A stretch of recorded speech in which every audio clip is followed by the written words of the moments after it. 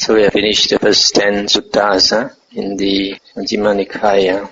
We can go to the 11th sutta, Culasihanada Sutta, the shorter discourse on the lion's roar. But just let me recapitulate what the Buddha said on the Satipatthana Sutta. This Satipatthana Sutta, it doesn't teach you exactly how to practice sati. It just tells you the objects of sati.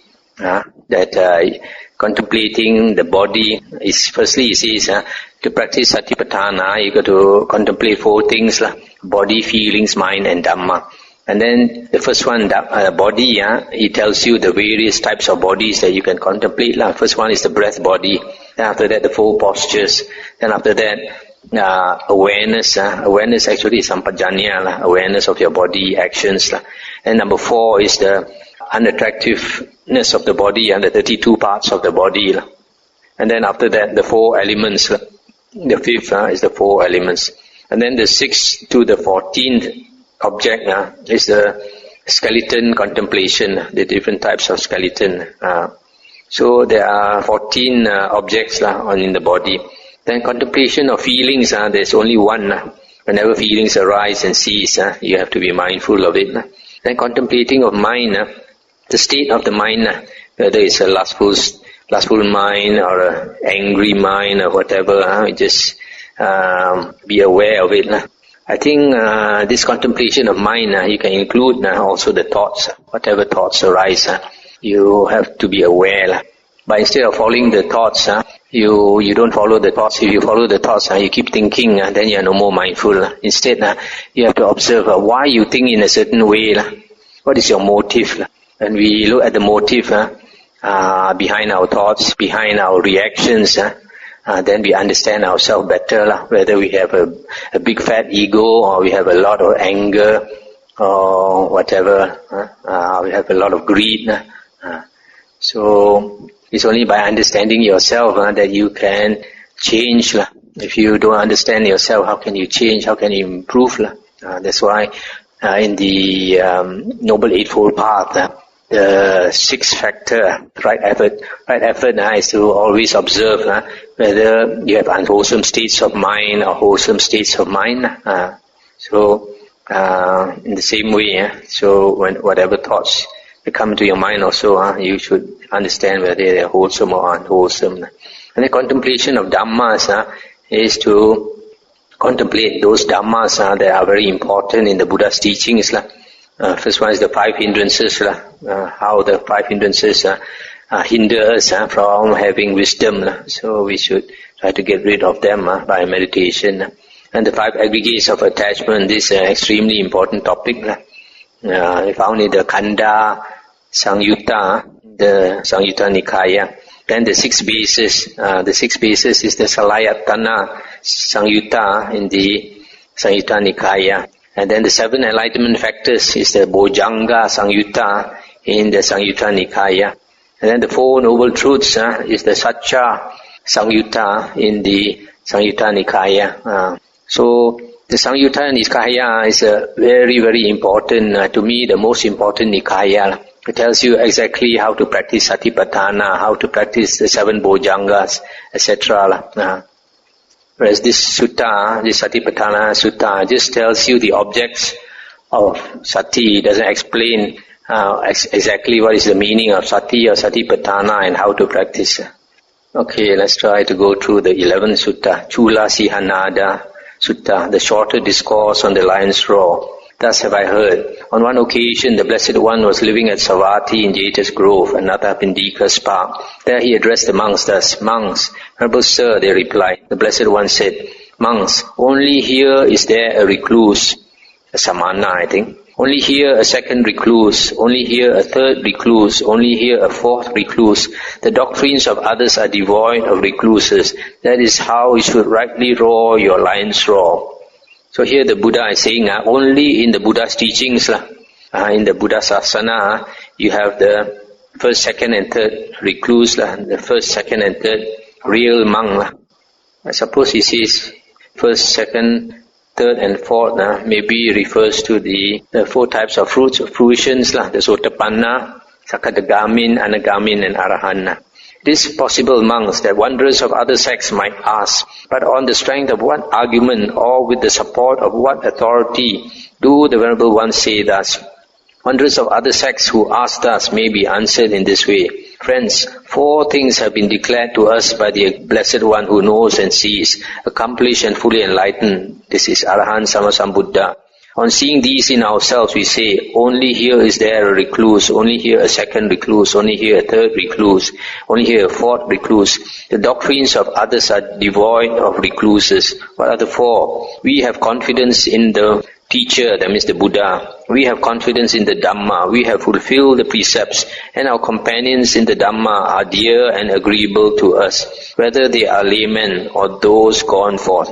These are the 4 things declared to us by the Blessed One who knows and sees, accomplished and fully enlightened, on seeing which in ourselves we say as we do.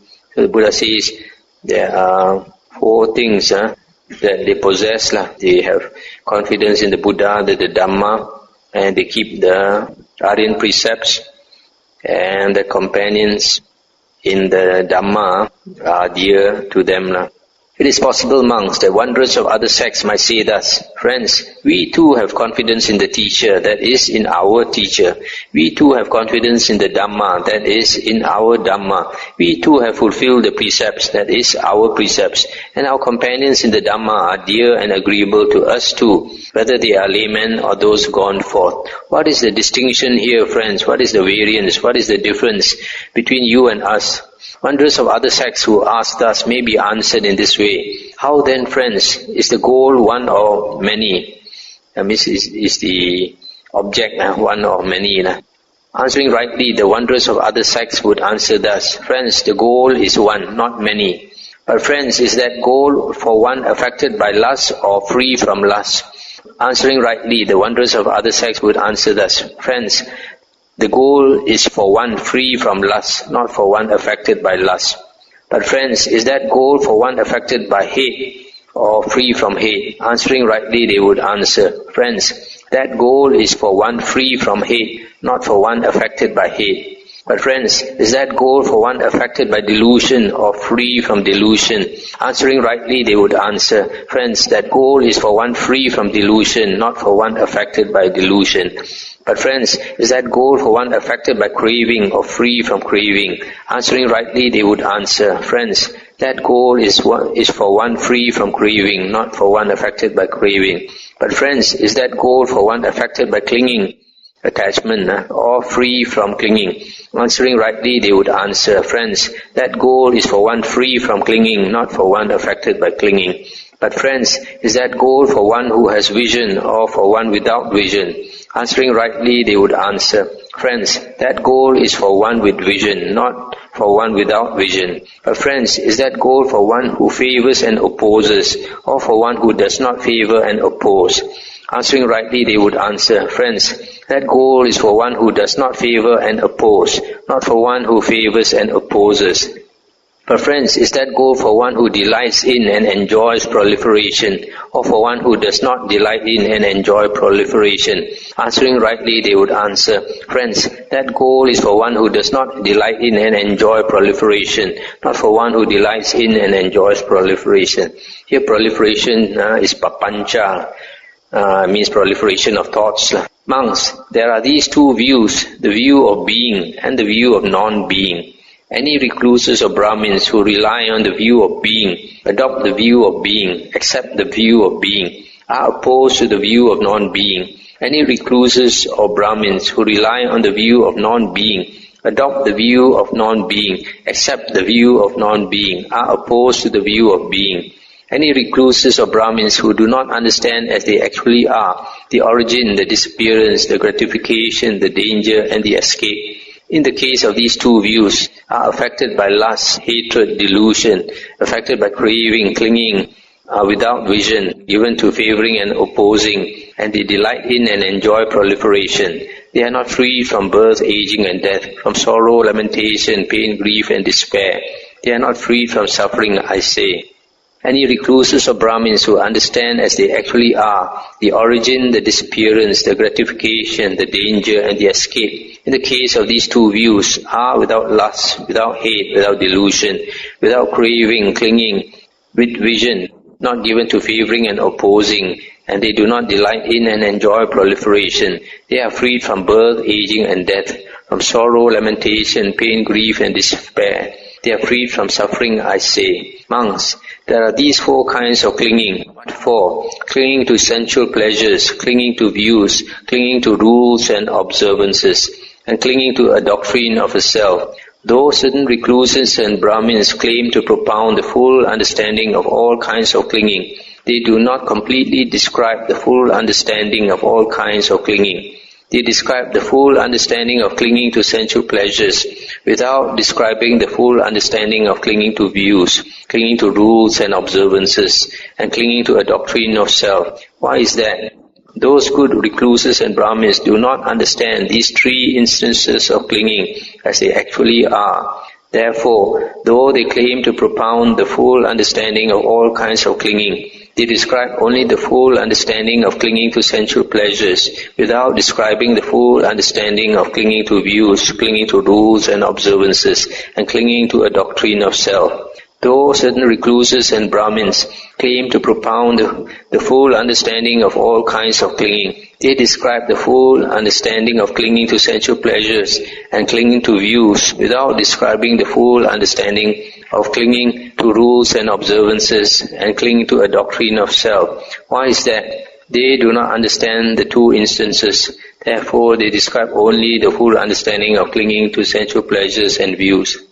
Though certain recluses and Brahmins claim to propound the full understanding of all kinds of clinging, they describe the full understanding of clinging to sensual pleasures, clinging to views, and clinging to rules and observances, without describing the full understanding of clinging to the doctrine of self.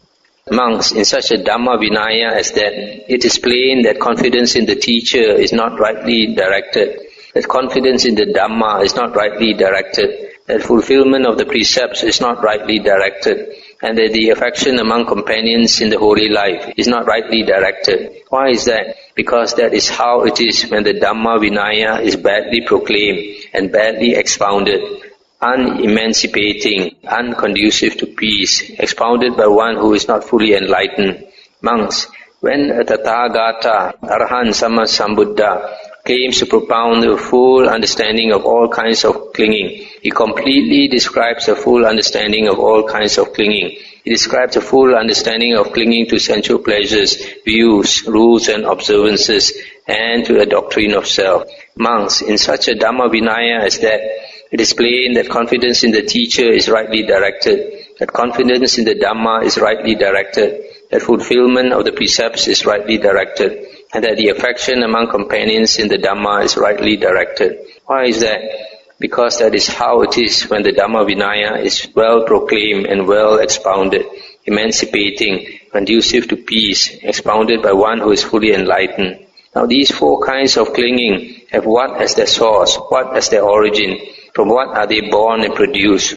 These four kinds of clinging have craving as their source, craving as their origin. They are born and produced from craving. Craving has what as its source? Craving has feeling as its source. Feeling has what as its source? Feeling has contact as its source. Contact has what as its source? Contact has the sixfold base as its source. The sixfold base has what as its source? The sixfold base has Nama Rupa, mentality, materiality as its source. Mentality, materiality has what as its source? Mentality, materiality has consciousness as its source. Consciousness has what as its source? Consciousness has volition as its source. Volition has what as its source? Volition has ignorance as its source. Ignorance as its origin. It is born and produced from ignorance. Monks, when ignorance is abandoned and true knowledge has arisen in a monk, then with the fading away of ignorance and the arising of true knowledge, he no longer clings to sensual pleasures, no longer clings to views, no longer clings to rules and observances, no longer clings to a doctrine of a self. When he does not cling, he is not agitated. When he is not agitated, he personally attains Nibbana. He understands birth is destroyed, the holy life has been lived. What had to be done has been done. There is no more coming to any state of being. That is what the Blessed One said. The monks were satisfied and delighted in the Blessed One's words. So in this sutta, the Buddha says that the real recluse or the real monk is only found in the Buddha's Dhammavuddho, in the Buddha's teachings. And then if the external ascetics say that they also are similar, then the Buddha says, but their Dhammavuddho is different. So even these four things that they claim to have confidence in the teacher, confidence in the Dhamma, they have the precepts and they love their companions in the holy life. Even that is faulty because the Dhammavuddho is faulty. Then the Buddha says, talks about the four kinds of attachment or clinging to sensual pleasures, clinging to views, clinging to rules and observances, and clinging to a doctrine of a self. The Buddha says, these external ascetics, they are not able to explain these four types of clinging in detail. They might be able to explain one, or explain two, or explain three, but they are not able to explain all four correctly and in detail. Then after that, the Buddha says, clinging, the source of clinging is craving, source of craving is feeling, etc., just like in the dependent origination suttas. So that's the end of the sutta tonight. Anything to discuss?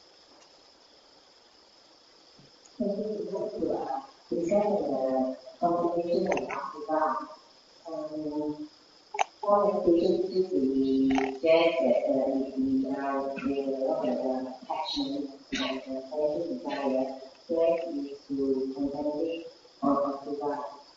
But some of the we can't even stand to look at the cause of the body in the video or TV. So out of fear, like to know what is the source of this fear.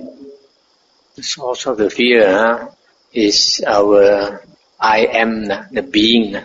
Once you have perception that the I exists, then you are always afraid that this I may be harmed in any way. That's why all our fears arise because of that self. If there is no self, then there is no fear.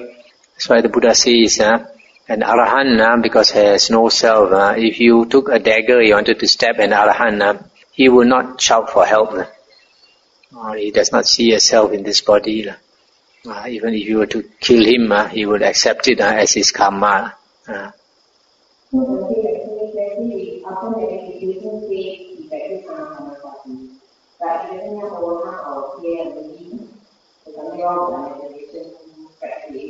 So you switch up to Suva or the good mind.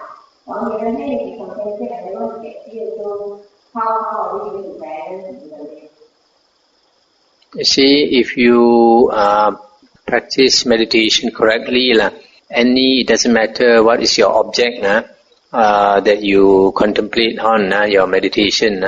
But the aim of meditation is to attain the jhanas, to attain one-pointedness of mind, to attain a focused mind.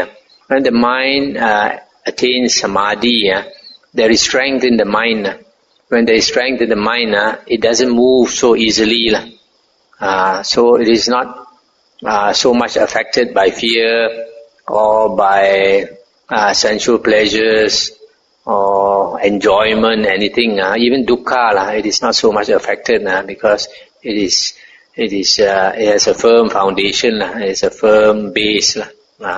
So samadhi is very important, strength of mind, and understanding of the Dhamma also. If you have understanding of the Dhamma, then certain things we can accept, like seeing these corpses and all that. Although they are revolting, but the only way to overcome it is to see it again and again. You cannot say, because it's revolting, I don't want to see it. Maybe when my samadhi is strong, then maybe I can see.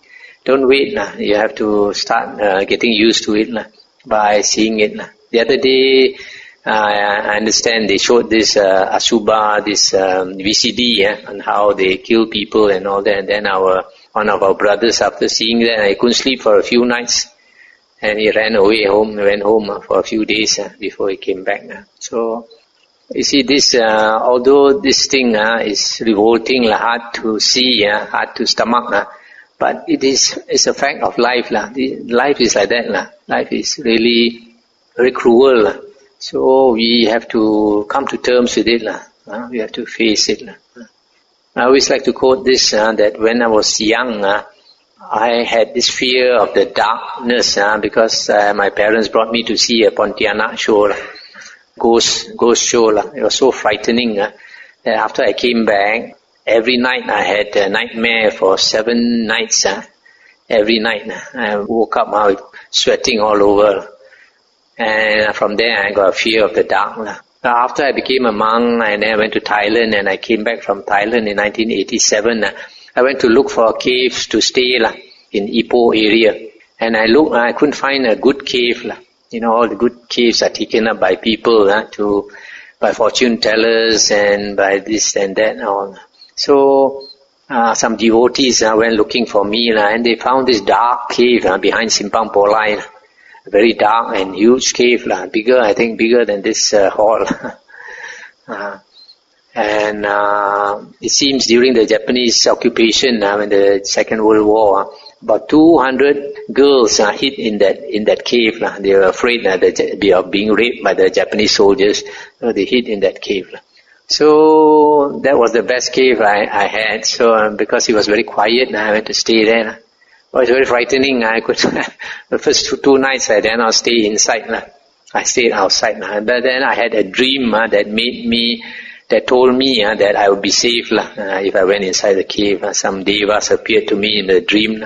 So after that I went to stay inside the cave. But it was so dark, I had to light an oil lamp. And sometimes some curious people came looking for me. I just blow off the oil lamp. I stand behind the rock. They look, they can't see anybody. So dark. So from there, I stayed there 4 months. Slowly I overcame the fear of darkness. So it's like this. You want to overcome some shortcoming in you. You have to face it head on. You cannot run away. You keep running away until you die, so you will never overcome your fear.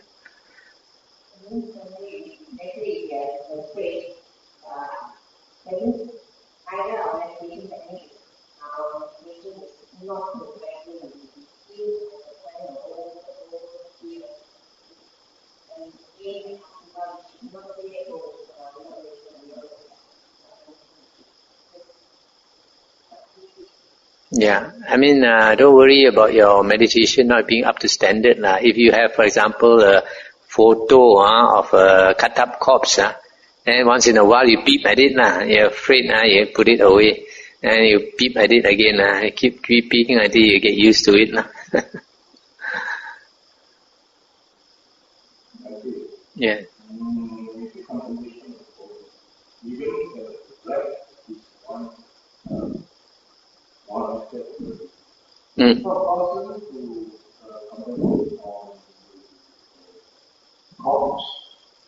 No.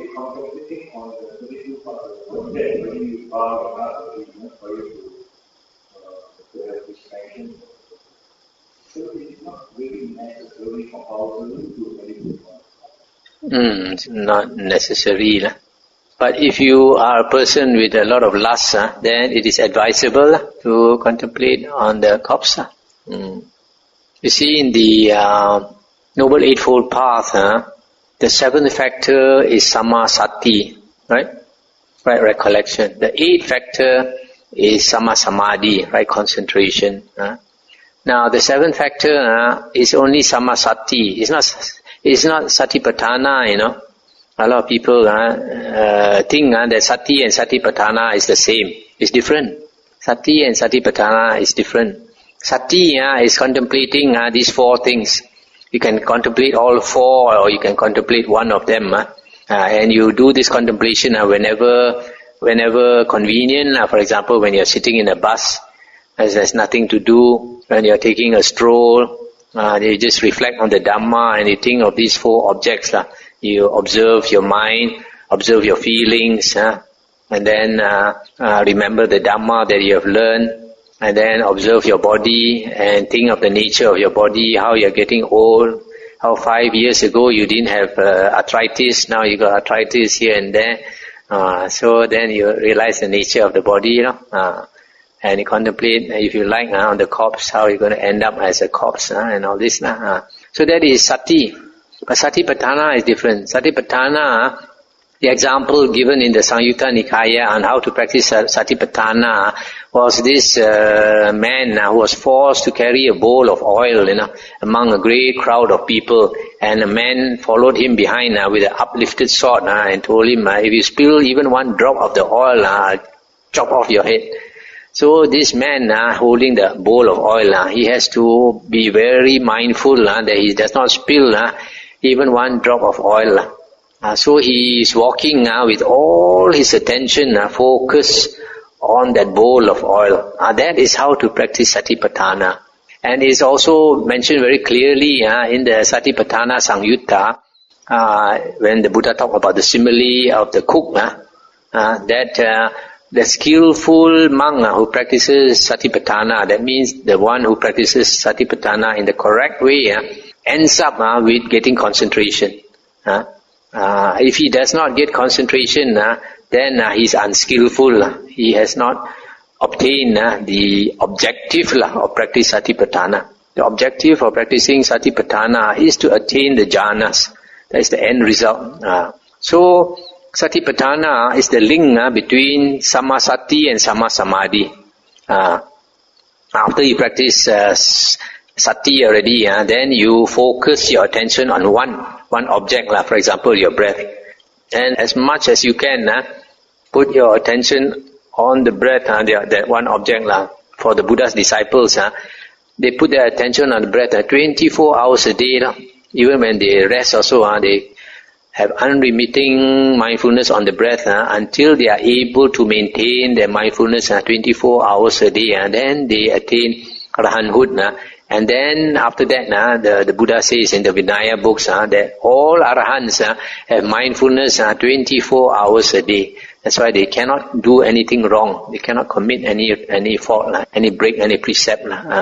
So for arahant to be mindful 24 hours a day, he must have practiced to the extent that he could maintain his mindfulness 24 hours. So you cannot do that type of practice, maintain your unremitting mindfulness without samadhi. Without samadhi, you try to be mindful, very soon you'll be falling asleep. So that is a difference between sati and satipatthana. Satipatthana is the intense state of recollection, unremitting mindfulness on one object, moment to moment to moment to moment, and only one object until it turns into one pointedness of mind. That's why the Venerable Anuruddha, he was asked, what did you practice to attain such great supernormal powers? And he said satipatthana, intense state of recollection. Indeed, thinking of the cook who knows his master, actually the cook and the master will eventually be the same way, and the same appointment of the mind. Say again. The cook and the master. Indeed, the master is the mind, and the cook is awareness. Eventually, we are able to control our mind against the cook is cook of the master. Yeah, but in this simile, I see that the cook has to observe the master's preference. So in the same way, when we are meditating, we have to observe what the mind inclines to, what the mind, like the type of meditation object that the mind likes, the type of conditions that the mind likes, like the place, the surroundings, the environment, and all that.